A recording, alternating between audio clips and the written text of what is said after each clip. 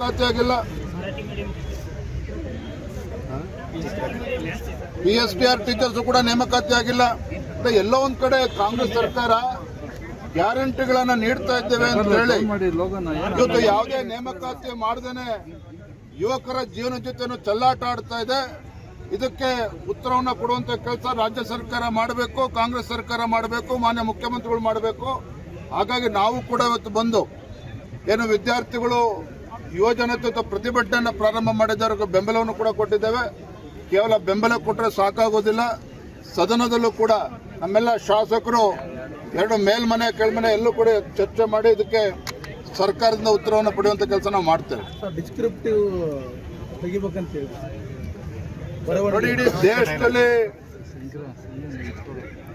ಇಡೀ ದೇಶದಲ್ಲಿ ಯಾವುದೇ ರಾಜ್ಯದಲ್ಲಿ ಆ ರೀತಿ ಇಲ್ಲ.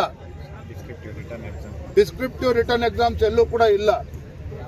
ಇವರು ಅದಕ್ಕೆ 200 ಮಾರ್ಕ್ಸ್ ಅನ್ನು ಅಧಿಕವಾಗಿ ಕೊಟ್ಟು ಯಾಕೆ ಇದಕ್ಕೆ ಅವಕಾಶ ಮಾಡಿಕೊಡ್ತಾ ಇದ್ದಾರೆ ಅಂತ ಹೇಳಿದ್ರೆ ಅದರಲ್ಲೂ ಕೂಡ ರಾಜ್ಯ ಸರ್ಕಾರ ಕಮಾಯಿ ಎಷ್ಟುಟ್ಟುತ್ತೆ ಅಂತ ಹೇಳಿ ಭ್ರಷ್ಟಾಚಾರಕ್ಕೋಸ್ಕರ ಇದಕ್ಕೆ ಅವಕಾಶ ಮಾಡಿಕೊಡ್ತಾ ಇದ್ದಾರೆ. ಇಡೀ ದೇಶದಲ್ಲಿ ಯಾವುದೇ ರಾಜ್ಯದಲ್ಲಿ ಇರ್ತಕ್ಕಂಥ ವ್ಯವಸ್ಥೆಯನ್ನ ನಮ್ಮ ರಾಜ್ಯದಲ್ಲಿ ಯಾಕೆ ತರಕೊಟ್ಟಿದ್ದಾರೆ? ಭ್ರಷ್ಟಾಚಾರ ಬಿಟ್ಟರೆ ಏನೂ ಕೂಡ ಇದರಲ್ಲಿ ಉದ್ದೇಶ ಇಲ್ಲ. Thank you.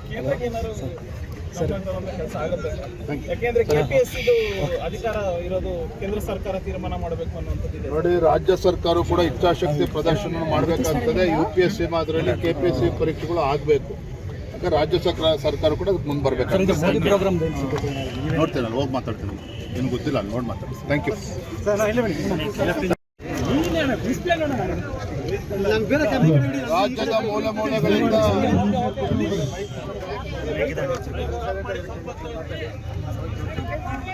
ರಾಜ್ಯದ ಮೂಲಗಳಿಂದ ಸಾವಿರಾರು ಸಂಖ್ಯೆಯಲ್ಲಿ ಯುವಕ ಯುವತಿಯರು, ವಿದ್ಯಾರ್ಥಿನಿಯರು ನಮ್ಮ ಯುವ ಮುಖಂಡರಾಗಿರುವಂತಹ ಕಾಂತಕುಮಾರ್ ಅವರ ನೇತೃತ್ವದಲ್ಲಿ ಹೋರಾಟವನ್ನು ಇವತ್ತು ಪ್ರಾರಂಭ ಮಾಡಿದ್ದಾರೆ. ಅವರ ಬೇಡಿಕೆಗಳು ಇದು KPSCನಲ್ಲಿ 400 ಪಶು ವೈದ್ಯಾಧಿಕಾರಿಗಳು ನೇಮಕಾತಿಯಲ್ಲಿ ಏನು ಹಗರಣ ಆಗಿದೆ.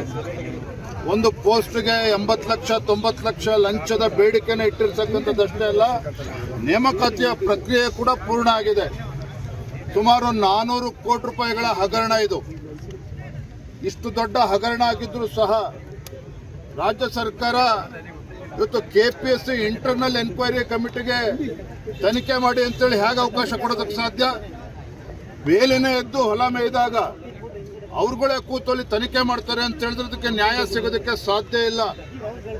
ಹಾಗಾಗಿ ಏನು ಇವತ್ತು ಭ್ರಷ್ಟಾಚಾರ ನಡೆದಿದೆ KPSCನಲ್ಲಿ, PDOಗಳು ಇರ್ಬೋದು, VAಗಳಿರ್ಬೋದು, ಪಶು ವೈದ್ಯಾಧಿಕಾರಿಗಳ ನೇಮಕಾತಿ ಇರ್ಬೋದು, ಇವೆಲ್ಲ ಪ್ರಕ್ರಿಯೆ, ನೇಮಕಾತಿ ಪ್ರಕ್ರಿಯೆಯಲ್ಲಿ ಬಹಳ ದೊಡ್ಡ ಹಗರಣ ನಡೆದಿದೆ.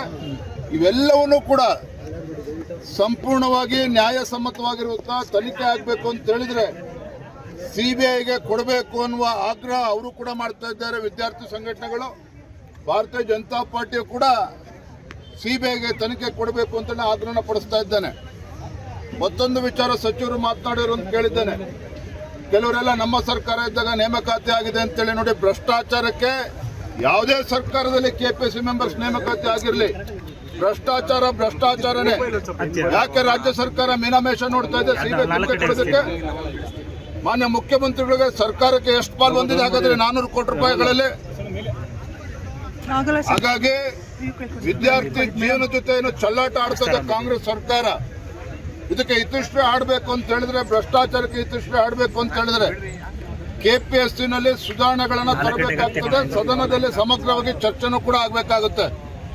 ಜೊತೆಗೆ ಹಗರಣ CBIಗೆ ಕೊಡಬೇಕಾಗುತ್ತೆ. ಪಾಪ ಅಲ್ಲಿ ನೋಡ್ತಾ ಇದ್ರಿ, ಇವತ್ತು ಅನೇಕ ವಿಕಲಚೇತನರು, ದೈಹಿಕ ಶಿಕ್ಷಕರು ಕಳೆದ 20 ವರ್ಷದಿಂದ 15 ವರ್ಷದಿಂದ ಆಗಿಲ್ಲ, ಸಂಗೀತ ಶಿಕ್ಷಕರ ನೇಮಕಾತಿ ಆಗಿಲ್ಲ,